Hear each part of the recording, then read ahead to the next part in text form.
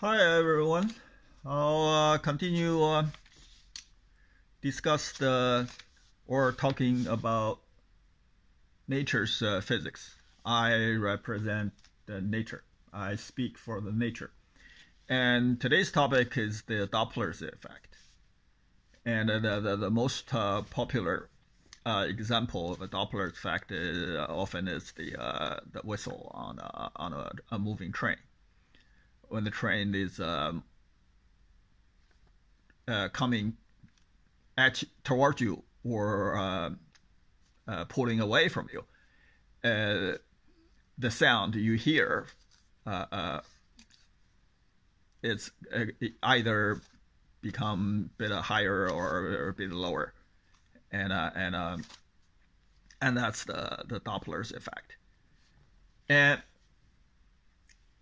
from the nature's perspective, Doppler's effect occurs at the birth of a sound wave, because to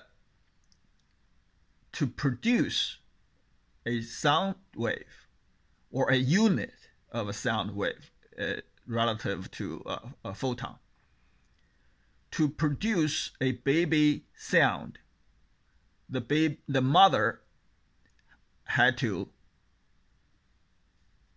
move, or it takes time. And if a mother was moving, will take at least two space points. So the sound wave is a spatial concept. You need a positive size of space and a positive length of time to produce a baby sound.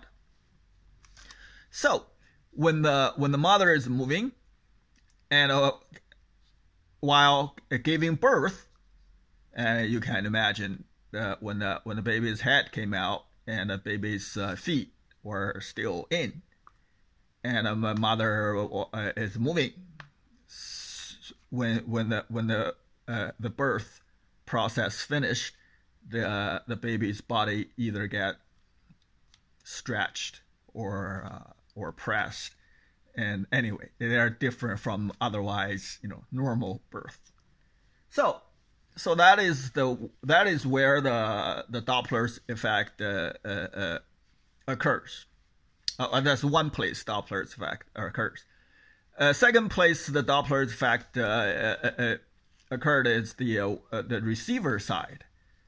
Say for example our ear. When a baby sound reaches us, and when one unit finished, when our eardrum finished hearing at least one unit, I would say, let's just say one wavelength of a particular sound. And any less, we won't be able to recognize what we are hearing.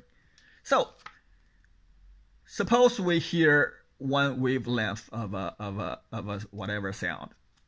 May be the whistle on a moving train. When the head of that baby arrived our eardrum, and then the feet of the baby arrive, and that's the complete reception. However, if we somehow are moving,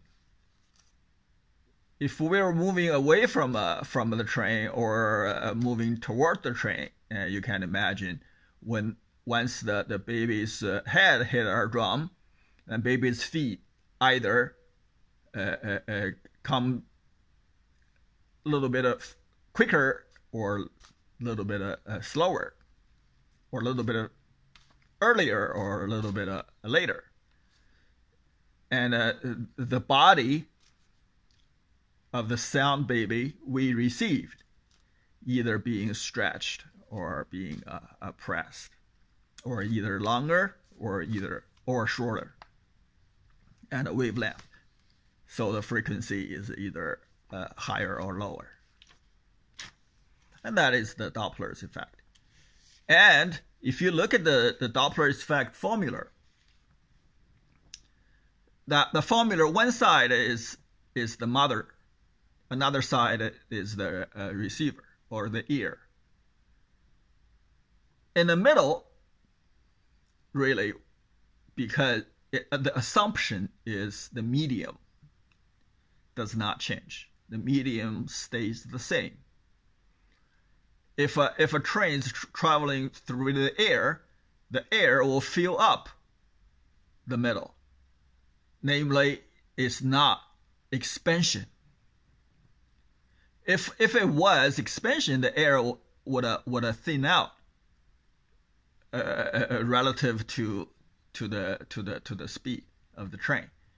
It's like, in that case, the total amount of air between the sound mother and the receiver of the baby, it stays the same.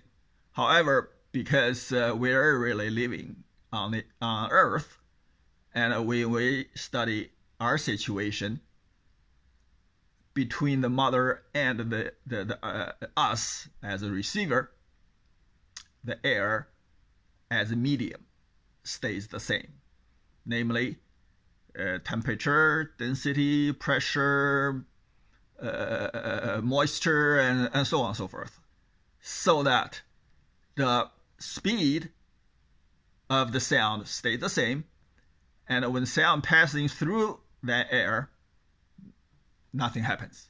No story there.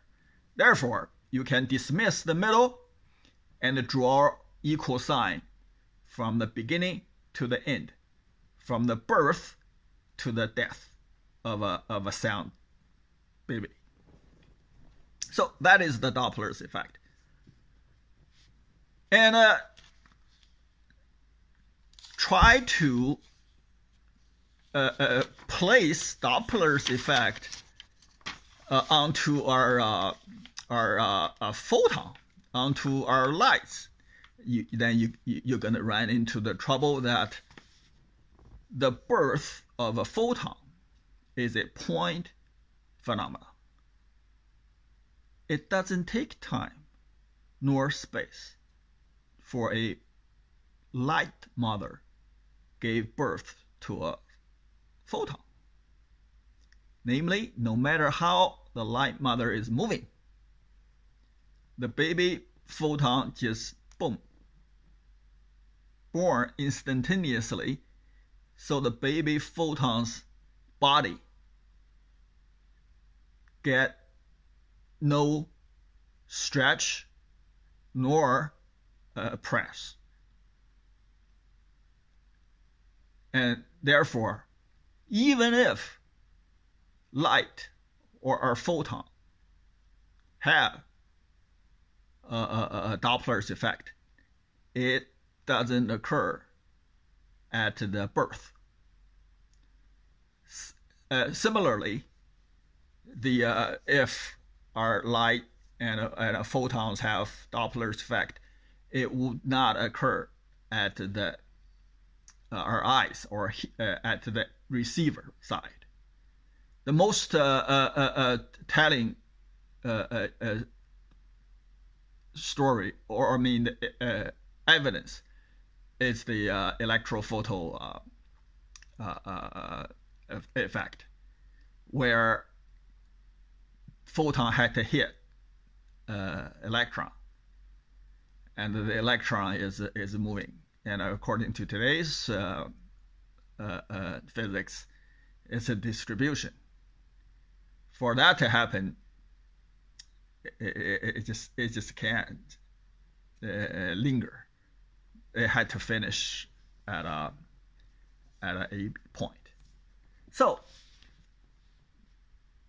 for a photon, the birth and the death both are point phenomena. Therefore, the Doppler's effect occurs neither at photon's birth nor photon's death. So only possibility of a Doppler's effect happening is on the way or in between the birth and death of our photons. With respect of the redshift people observed from the far end of the universe, and apply Doppler's effect and draw the conclusion of a universe expanding, and that is not very what should I say? It's not it's rather a weak connection. However,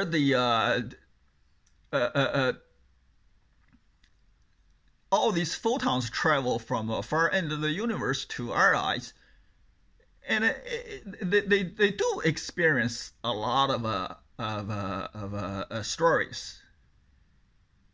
Unlike the Doppler's effect formula, all these photons left their mother and coming to our Earth,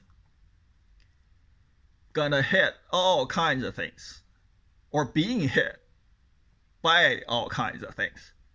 Some of them died, and maybe hit by a bullet, and or by some particle, and hit them right in the middle of between their eyes, and died. And those photons tend to be purple, blue, and so on. And the red photons, they are somehow their life is like a cat's, I guess. They got 9 lives, and they struggle all the way and reach our Earth. So that's why the light from far end of the universe appear to be redder, and you may call it a red shift, but they are not the result of a Doppler's effect, because photons do not have Doppler's effect like a continuous waves, like a water wave, a sound wave, or the lower frequency radio wave we produced, electromagnetic wave of a radar or a radio, and those things are produced